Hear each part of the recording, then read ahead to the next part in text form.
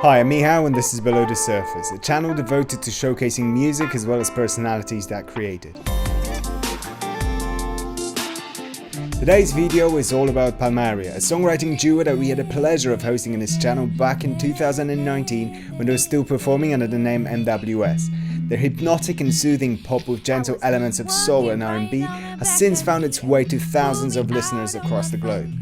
And right now, Giulia and Francesco are patiently awaiting the return of our live shows and are back at where it all started for them, in a small seaside town in the northern Italy. But how did it all start for them and where does the love of music come from? I asked them exactly that and more, so stick around to see it all. Need some good vibes from you, feeling good vibes from you. Need some good vibes from you, feeling good vibes. I grew up listening to a lot of my mom's records. My mom, she used to play a lot of Billie Holiday, like a lot of jazz music and bossa nova as well. At one point I started taking classes.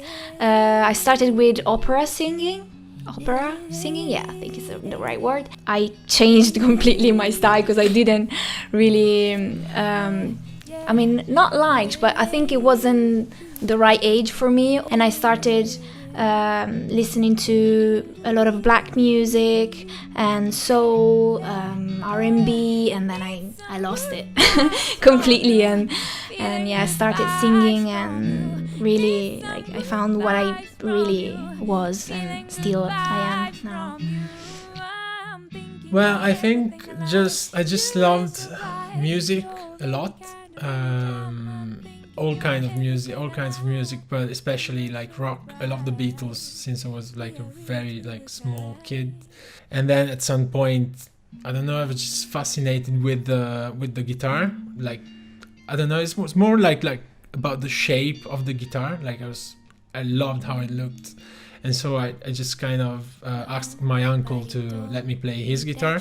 I loved making the sounds with the guitar, and the same thing for the piano. There was a piano in my house, and I would sit there and just play deafening things for hours. I just loved making sounds, and apparently my parents said they were like horrible things to hear, but I loved them. Originally playing in a band, Francesco's band.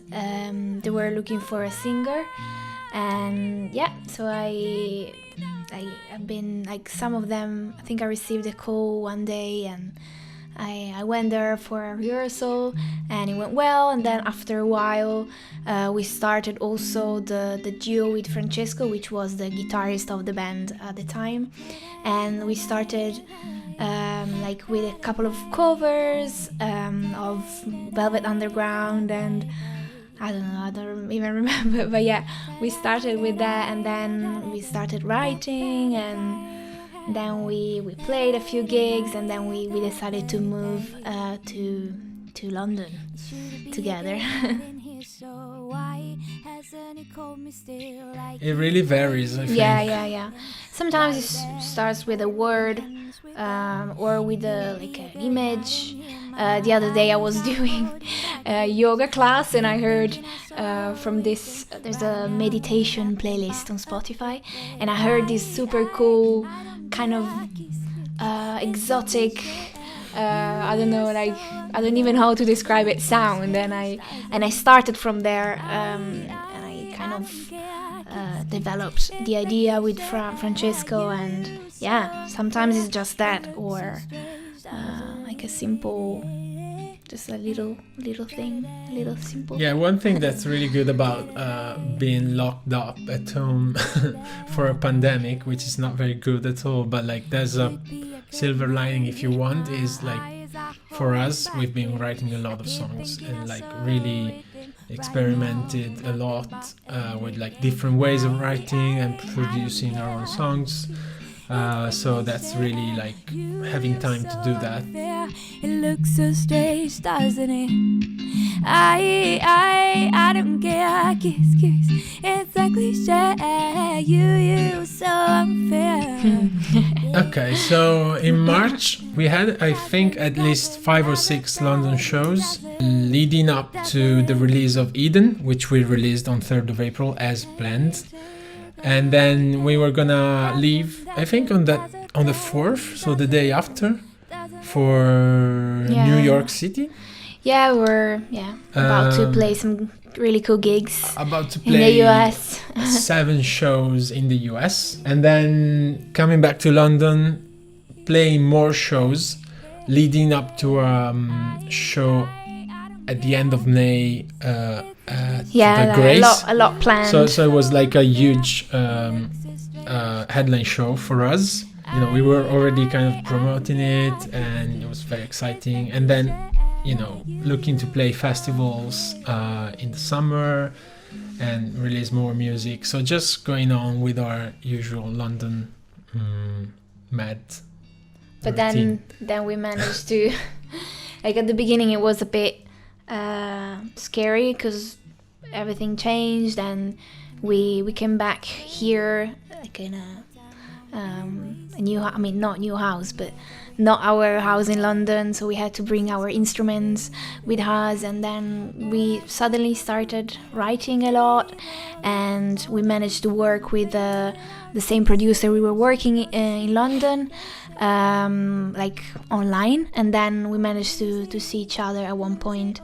And yeah, so we wrote a lot of songs, we produced a lot of songs, and a couple of them we recorded them here in our living room.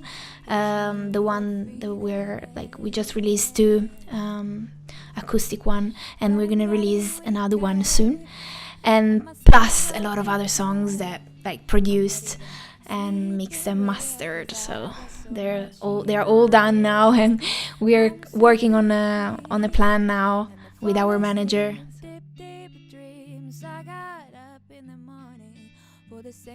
Do you want to go for it, Jen? No, go for it. You're good at this. Okay, so basically, like I was saying the other day, we had this name MWS, and of course it meant a lot for us, but it was also like a bit hard to find and to communicate to people, and it wasn't really telling our story.